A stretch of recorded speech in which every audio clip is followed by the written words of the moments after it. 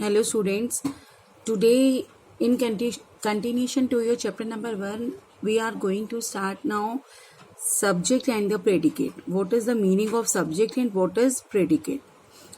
Now here we have given some examples. He is climbing up a hill.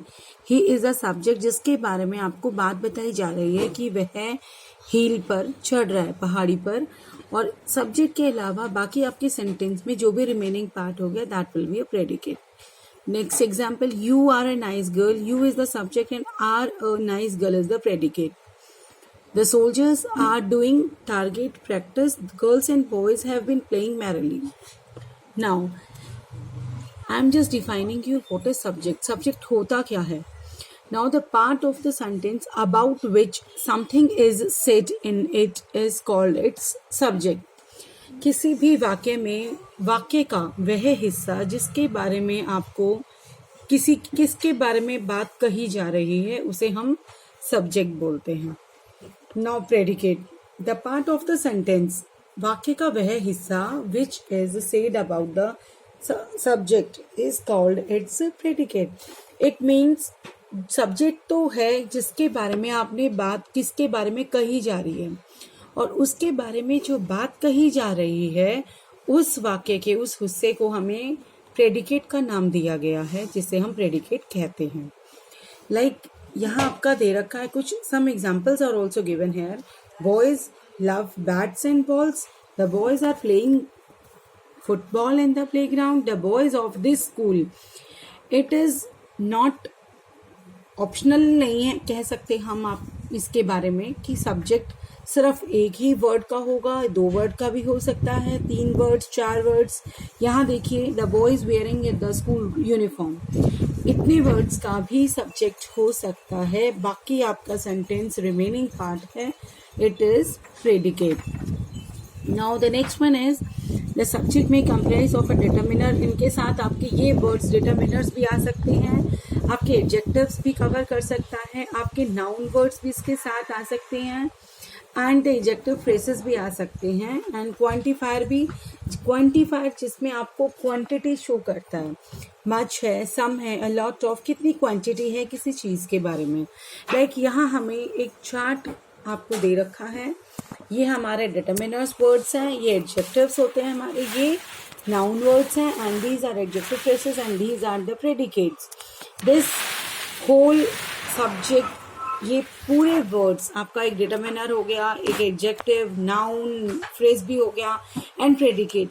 इन सभी ने मिलके आपका एक वाक्य पूरा किया है. लाइक मैं आपको एक एग्जांपल क्लियर कर देती हूँ. दिस ब्लैक क्रो, इस काले कौवे ने, सिटिंग ऑन द ट्री, जो पेड़ पर बैठा है, इज डिस्टर्बिंग मी, कि वो मुझे डिस्टर्ब कर रहा है. और ज़रूरी नहीं है, 1-2 चीज़ें आपकी मिस हो सकती हैं. Like in for example, my young brother, here it is young brother, it is not correctly written, it should be a younger. My younger daughter, phrases is not available here. Daughter मेरी पढ़ती है, is this in studies in this school में वो पढ़ती है.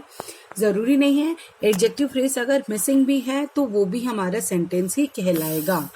जैसे last में है हमारा द डैश स्टोरी, हम यहाँ पर रियल स्टोरी लिख सकते थे, फैंटास्टिक स्टोरी लिख सकते थे, बट अगर नहीं दिया है तो कोई नहीं, इसके बिना भी आपका sentence will be completed. The story that tells is all lies, कि जो स्टोरी हमें बता रही है वो सब गलत है. And the next one is subject it and the predicate it is raining heavily, जोर से बारिश हो रही है. Now it's the time for the exercise. Here a question is written. थोड़ा सा ध्यान से देखेंगे आप क्वेश्चन को. अंडरलाइन द सब्जेक्ट्स, आपको सब्जेक्ट क्वेश्चन में आपको ये बोल रहा है कि सब्जेक्ट को अंडरलाइन कीजिए in the following sentences, but it is the not right the question. You have to make it, underline की जगह आपको you have to make the subjects, fill the subjects है. यहाँ सब्जेक्ट की जगह खाली है, you have to fill the subjects, not underline. आपको सब्जेक्ट यहाँ फिल करके सेंटेंस को कंप्लीट करना है. Like I am telling you first example, dash is sitting on the table, कोई भी बैठ सकता है, मेरी मम्मी बैठ सकती है, मेरे पापा बैठ सकते हैं, कोई बिल्ली बैठ सकती है, anyone can sit on the table. हम यहाँ पे बिल्ली को बिठा देते हैं and the sentence will be completed. A cat is sitting on the table, right. Now like this, जो मैंने आपको एक एग्जाम्पल करवाया है, like that you have to complete these sentences. And now we are going on the question number E.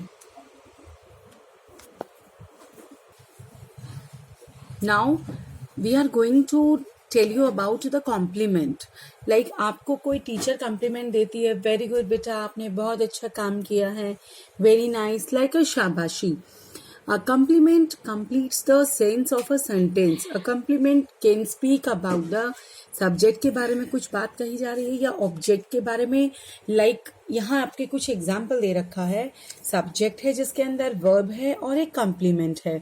Like she is beautiful, इस she के बारे में कॉम्प्लीमेंट दिया गया है कि वह सुंदर है। ही वॉज नॉट वेल, क्या कॉम्प्लीमेंट दिया है कि वो ठीक नहीं था। An apple taste sweet, you appear unhappy, ये हमारे कॉम्प्लीमेंट है कि इस सब्जेक्ट के बारे में कुछ कॉम्प्लीमेंट, कुछ बात कही गई है, this is called the complement.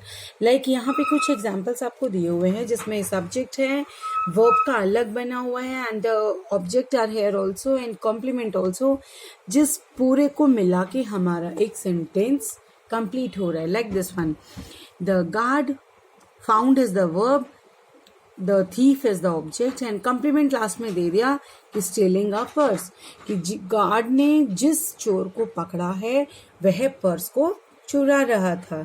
यहाँ आपका वाक्य पूरा हो रहा है जिसका एक अर्थ निकलता है। नाउ लास्ट हमने किया था D question and now this is your E question. This is also you have to do in your homework, जहाँ हमें एड सूटेबल, लास्ट पीछे हमने सब्जेक्ट ऐड किया था और इन सेंटेंसेस में आपको प्रेडिकेट ऐड करके कोई भी सेंटेंस बनाकर आप इस सेंटेंसेस को पूरा कर सकते हैं। Like this one, add suitable predicates to the following sentences. ही के आगे ही मीन्स वह खाना खा रहा है, वह बाजार जा रहा है, वह मेरा भाई है। You can fill any sentence, कुछ भी आप उनके बारे में बात कह सकते हैं। लाइक मैंने आपके लिए फिल किया है, he is running fast, my uncle came yesterday, मेरे अंकल कल आए थे। Now I am just giving you, now जो मैंने आपको अभी question number D and question number ई आपके साथ रिवाइज किया है। आई टोल्ड यू कि यहाँ हमने जो सब्जेक्ट फिल करने थे ये उनके एग्जाम्पल्स हैं और जिसमें हमने ई क्वेश्चन में प्रेडिकेट्स फिल करके आपको सेंटेंस कंप्लीशन करने हैं। आप इस पेज को कंप्लीशन कर सकते हैं। You can take a screenshot of this page so that you can complete your chapter 1 in your notebooks. Now I am showing you, this is the answer key of your question number D and your question number E. Okay class, now we will be doing your next chapter tomorrow.